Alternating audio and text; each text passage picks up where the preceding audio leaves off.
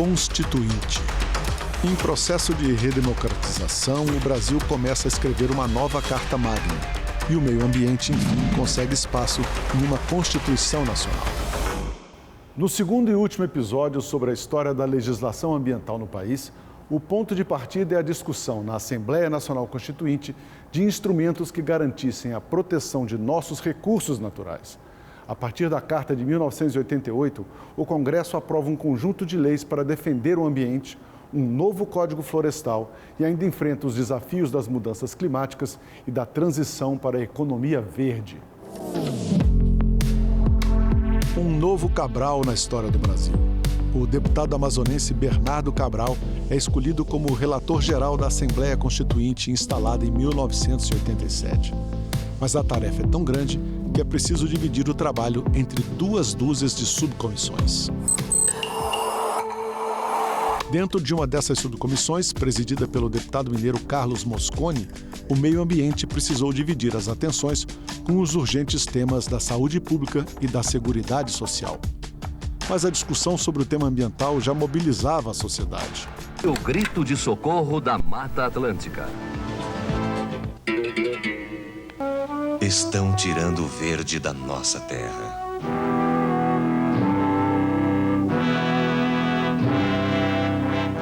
A Mata Atlântica pede socorro. Em nome da vida, reaja. A campanha é endossada pela Frente Nacional de Ação Ecológica. A Frente Ecológica tem feito audiências públicas como esta em São Paulo, para que a população denuncie a depredação do ambiente. Uma das principais reivindicações populares é garantir na nova Constituição a punição para o crime ecológico. Tivemos inúmeras audiências públicas, tanto em Brasília quanto fora de Brasília, para poder colocar na pauta essa questão do meio ambiente. Fizemos algumas viagens muito interessantes, muito importantes. Fomos visitar o Pantanal Mato Grossense, visitamos lá no sul, Mato Grosso do Sul, uma área de preservação extremamente importante e que nos forneceu muitos subsídios para que a gente pudesse ter uma informação mais precisa. E visitamos, por exemplo, Angra dos Reis. Dos mais de 500 deputados e senadores constituintes, o jovem advogado paulista Fábio Feldman foi o único eleito com uma agenda voltada especificamente para a defesa ambiental. Ele foi vice-presidente da subcomissão.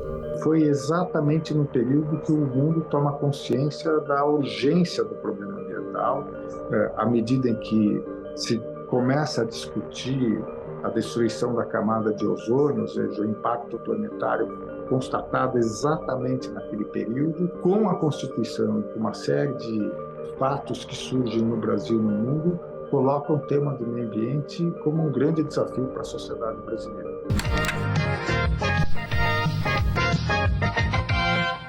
Ecologia. A Frente Nacional de Ação Ecológica reuniu-se hoje na Constituinte. A principal preocupação do grupo é com a poluição que vem causando prejuízos à saúde. O projeto de Constituição traz um capítulo inteiro sobre a preservação do meio ambiente. O parágrafo 3º, por exemplo, diz que quem executar atividades lesivas à ecologia está sujeito a sanções penais e administrativas. Nós já ouvimos falar em desmatamento, destruição da Amazônia, mas nós, naquele momento da Constituinte, nós não tínhamos noção da escala da destruição da Amazônia e dos biomas brasileiros. Preservar a Amazônia, uma tarefa pela vida. O que pode mudar no meio ambiente com a nova Constituição? Apesar da imensa riqueza em madeira, minérios e solo fértil, a ocupação é desenfreada e irracional.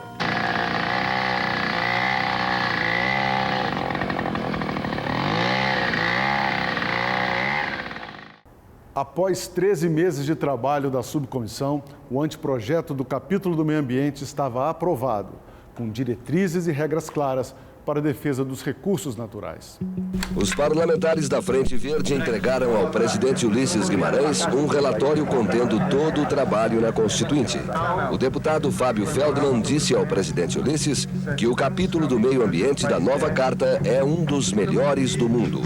O resultado da Frente Verde e da Frente Nacional de Ação Ecológica na Constituinte foi absolutamente satisfatório. O texto aprovado foi considerado pelos representantes das Nações Unidas no Brasil como o texto mais avançado do mundo. A bancada verde da Câmara Federal está muito coesa e vamos trabalhar com afinco para que nada se mexa, uma vez que o que está aprovado é, sem dúvida, uma conquista e um progresso para a manutenção do equilíbrio ecológico do Brasil. O Brasil vai avançar muito. Talvez seja um dos países, após a nova Constituição, um dos mais modernos em termos de legislação do meio ambiente. Opção que nós vamos fazer pelo nosso desenvolvimento. Nós queremos o progresso, entendemos que ele deve vir, mas um progresso que não seja predatório, que não venha daqui a alguns anos, sejam eles 50, 100 ou não sei quantos, prejudicar a própria sobrevivência do ser humano, a sobrevivência do nosso ecossistema. Quem bate o olho fala assim, tem só um artigo, o artigo 225, mas ele é um artigo que incorpora regras da Declaração de Estocolmo de 1972, por exemplo, o direito ao meio ambiente equilibrado, o direito das gerações atuais e futuras a terem acesso à sadia qualidade de vida e à proteção ambiental. Então, foram internalizadas na nossa Constituição essas regras. Nós já tínhamos uma lei importante ambiental, que é a Política Nacional de Meio Ambiente, que ela é de 81.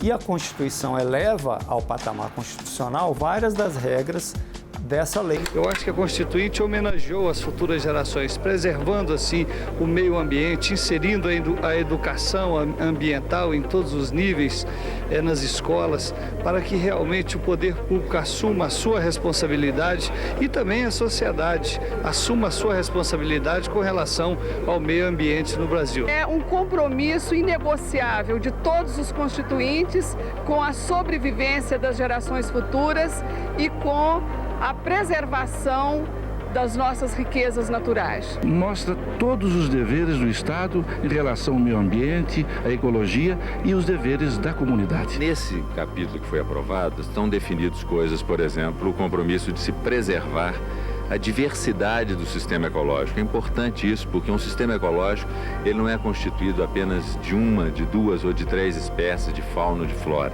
Há uma enorme diversidade, principalmente num sistema tropical como o nosso, e há dentro da Constituição o compromisso de preservá-lo. Ela consagrou o estudo de impacto ambiental, avaliação ambiental antes de grandes empreendimentos. Eu considero esse dispositivo um dos mais democráticos da Constituição brasileira de maneira geral. Por quê? Porque até a promulgação da Constituição, grandes empreendimentos eram realizados no Brasil sem que a sociedade fosse consultada e com grandes impactos ambientais. É considerado crime e que qualquer dilapidação do meio ambiente, mesmo que haja reposição daquilo que foi devastado, aquele que o fez terá que responder criminalmente. E qualquer outra obra que tenha qualquer potencial de devastação do meio ambiente terá que passar antes por um grande projeto de meio ambiente, um projeto ambiental. O principal estava feito, a base da legislação ambiental definida pela Constituinte. A partir daí, cabia ao Congresso Nacional prosseguir com a tarefa. Será necessária uma nova legislação, inclusive uma nova legislação penal. Não apenas a pena no sentido do Código Penal, mas também a pena no sentido administrativo, a pena no sentido civil. Nós não vamos poder ficar aguardando muito tempo para que as normas surjam. O Congresso vai ter que fazê-las porque o próprio texto constitucional estabelece mecanismos para que a gente cobre essas normas. A questão dos moradores originais do Brasil, considerados essenciais na defesa das florestas, foi tratada por outra subcomissão, dos negros, populações indígenas, pessoas deficientes e minorias. Um acordo já garante a demarcação das terras indígenas. As terras indígenas deverão ser totalmente demarcadas para evitar a invasão dos brancos. Os índios esperavam o resultado pacientemente. Eu estou defendendo a terra para meu povo viver. Está feita a formulação, está bem feita, para assegurar os direitos originários que os indígenas têm sobre suas terras, sobre a questão da lavra, que já tinha sido antes mencionada, e da exploração, a participação das comunidades na eventual vantagem da exploração da lavra. 4 meses depois da promulgação da Constituição, o Congresso aprovou a criação do IBAMA, proposta pelo presidente José Sarney. Mais do que reunir em um só órgão as ações e políticas do setor, a medida era uma resposta às críticas que o país sofria no exterior por causa do meio ambiente.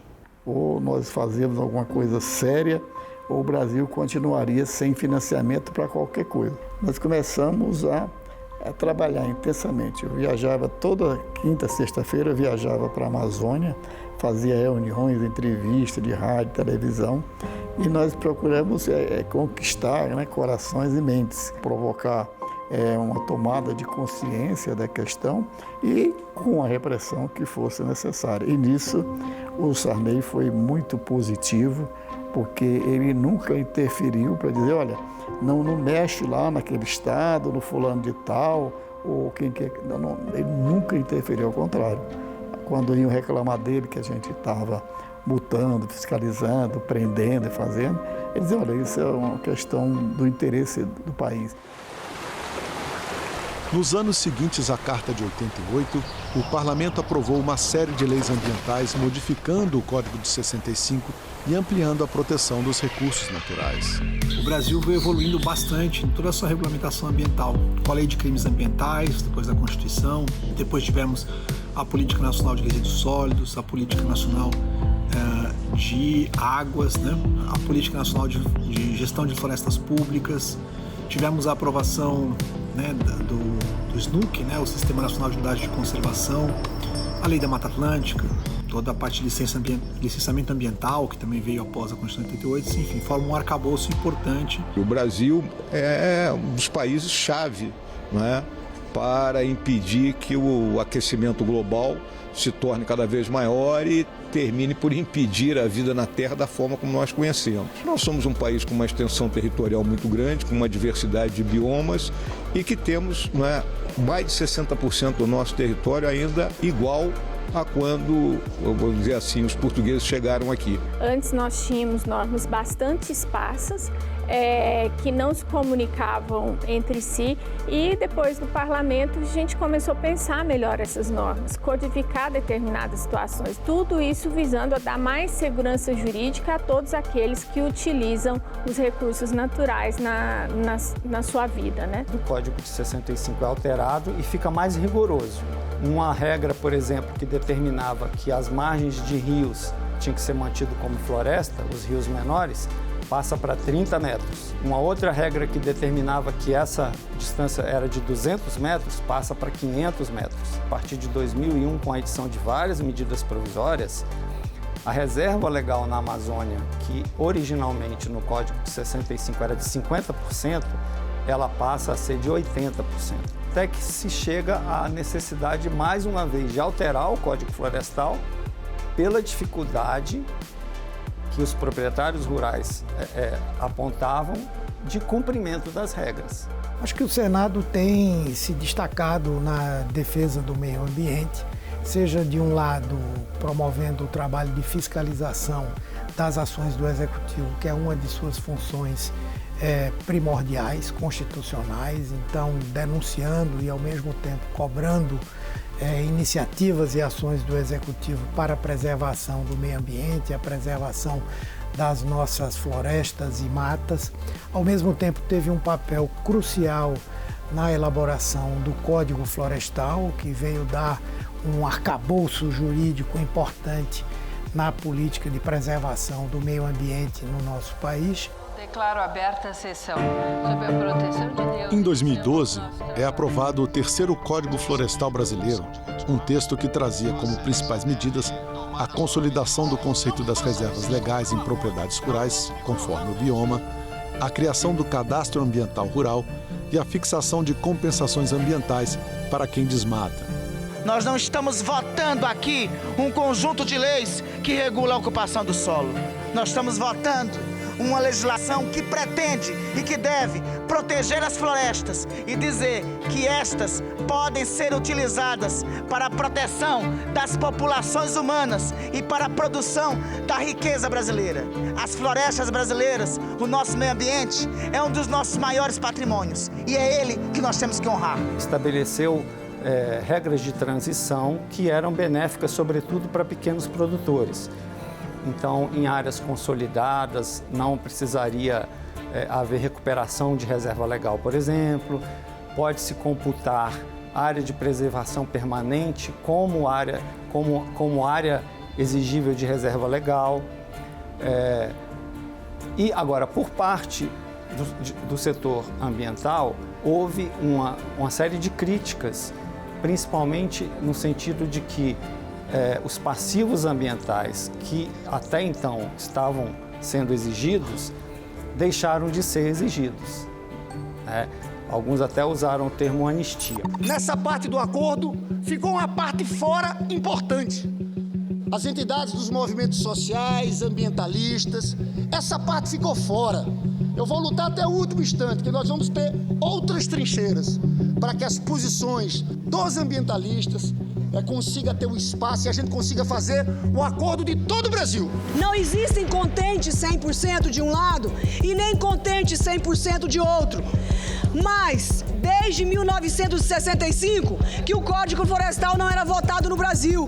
E por ser a primeira vez que nós acabamos com o monopólio, que nós acabamos com a ditadura ambiental neste país, aonde meia dúzia de ONGs controlavam o Ministério do Meio Ambiente, controlavam o IBAMA, controlavam o CONAMA e ainda controlam, e não deixavam o Congresso Nacional participar do debate. O Brasil tem hoje uma das legislações mais rígidas em matéria ambiental. Isso denota o esforço que o parlamento tem empenhado para criar normas cada vez melhores, cada vez mais protetivas.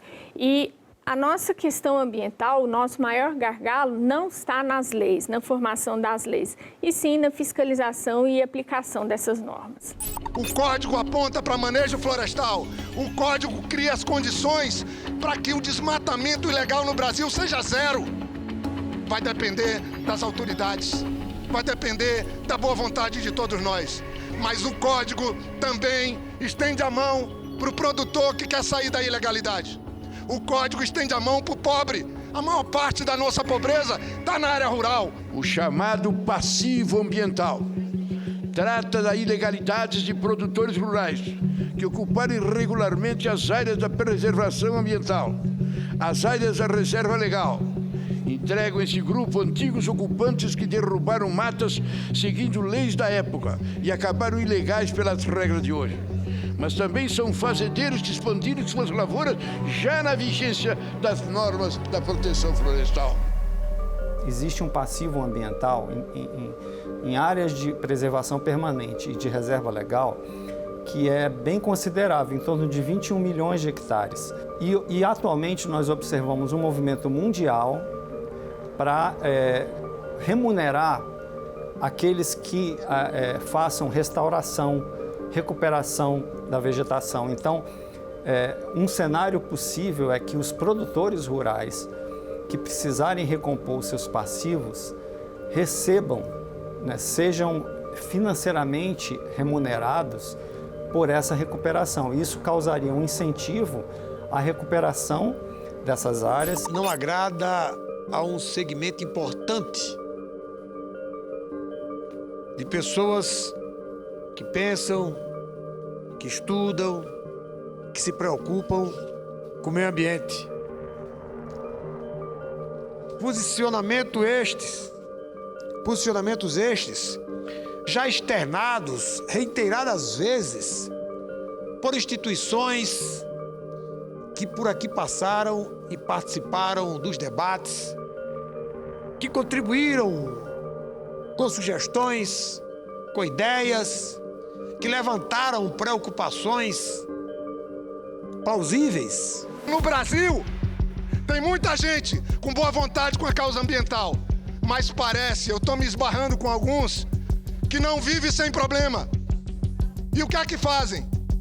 Vamos aumentar as restrições, o problema aumenta e a nossa importância aumenta. Isso não traz a árvore de volta, isso não ajuda o Brasil. Existe sempre o argumento de que precisa-se aumentar a produção do campo.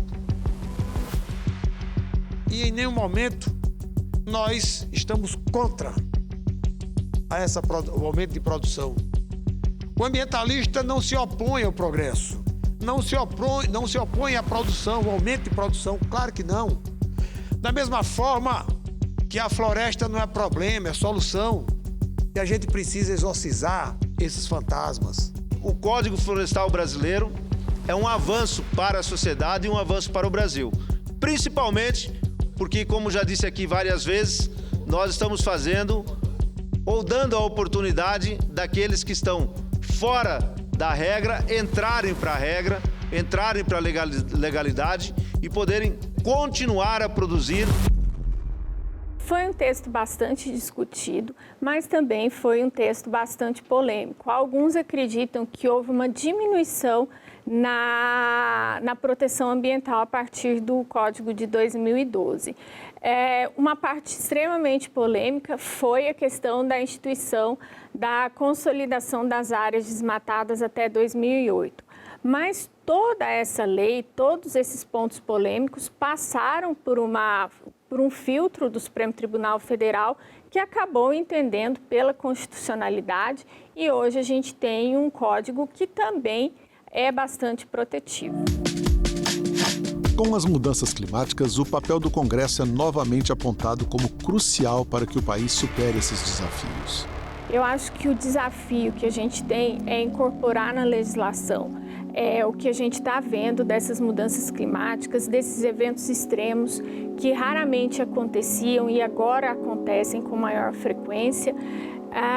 E o nosso maior desafio vai ser esse, incorporar essas questões na legislação, mas não impedir a utilização dos recursos naturais. A busca tem que ser sempre a sustentabilidade. Garantir o que a Constituição e a lei já prevêem seria e será um grande avanço. E, ao mesmo tempo, elaborar uma legislação que esteja sintonizada com esse momento que nós estamos vivendo. As mudanças climáticas estão acontecendo, os seus efeitos estão sendo sentidos muito antes do que se esperava e isso exige medidas urgentes. O Congresso tem que acompanhar e, mais do que se adaptar, ele tem que se antecipar, né? Criando e fortalecendo políticas de adaptação, de mitigação, né? Políticas que combatam, né, e que enfrentem essa questão da mudança climática como um todo. Isso envolve água, biodiversidade, floresta, né, a vida de povos e populações tradicionais que muitas vezes estão lá na floresta sofrendo, né, as consequências dessas mudanças climáticas, tornando cidades mais resilientes às mudanças climáticas. Então, o Parlamento tem um papel muito importante nesse novo contexto de mudanças do clima. O Congresso ele tem, digamos assim, sido determinante no nosso entender, tanto no estabelecimento desses marcos regulatórios, quanto até no apoio às políticas públicas. Sempre para o Executivo realizar, ele precisa da parceria do Congresso Nacional. O Senado tem um papel absolutamente fundamental, né, na discussão de temas da sustentabilidade e que tem que ter a capacidade de olhar mais à frente, olhar além dos interesses particulares, setoriais que hoje reinam, né, no Congresso Nacional e que olhe para o país como um todo, né, para o nosso objetivo de ter um ambiente saudável, economicamente sustentável também, mas essencialmente que proteja os recursos naturais, são tão fundamentais para a nossa vida no Brasil.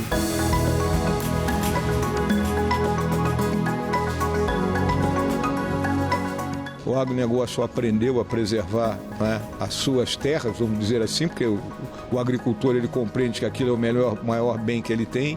Nós saímos de uma pecuária extensiva para uma pecuária intensiva, com rotação de pastagens. Nós investimos muito em tecnologia, então na questão da produção nossa de alimentos, nós temos uma produção que é sustentável. As casas legislativas brasileiras, incluindo o Senado, foram fundamentais para a criação das reservas ambientais, as reservas indígenas, o Código Florestal Brasileiro.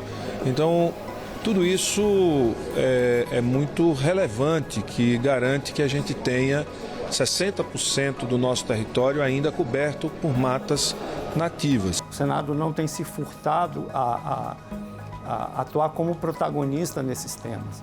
E, obviamente, que no caso brasileiro, isso envolve uma mudança nas políticas públicas que tratam da nossa agricultura, no combate ao desmatamento, né, no incentivo a uma agricultura de baixo carbono. O próprio presidente do Senado, o senador Rodrigo Pacheco, ele é um dos que defende o protagonismo brasileiro para uma transição para a economia verde. O Senado e a Câmara precisam assumir, primeiro, o Brasil ter carbono, captura positiva de carbono, retirar carbono na sua economia como um todo e exigir que qualquer produto importado para o Brasil tenha carbono zero ou pague os nossos títulos de carbono para poder entrar, pague uma tarifa para entrar aqui, porque não é zero carbono. O principal desafio que a gente tem hoje no Congresso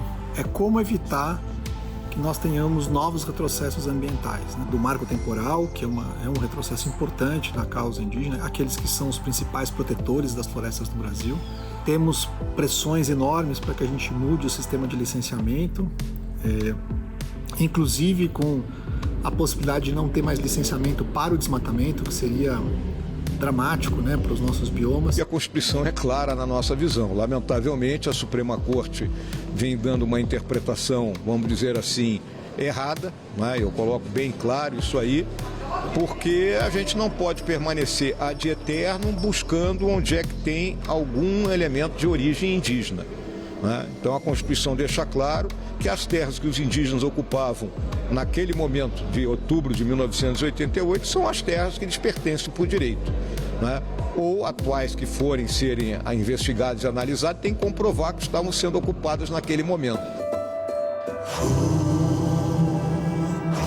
O Senado teve um papel muitíssimo importante para barrar esses retrocessos, né? A lei do licenciamento ambiental, a lei de regularização fundiária, o Senado segurou, não deixou aprovar como veio da Câmara, mostrando esse equilíbrio que eu estou dizendo aqui. Também temos todo um eixo de ordenamento do território, então o Senado também tem importância na destinação de terras, na destinação de recursos para viabilizar a criação de unidades de conservação. Nós temos aí pelo menos 30 milhões de hectares de florestas públicas não destinadas na Amazônia e que nós precisamos destinar para conservação, para uso sustentável, né? Geração de riqueza, oportunidades econômicas explorando a floresta de forma racional e sustentável. Então é muito importante aí o papel do Senado, né? Num Estado democrático sustentável de direito.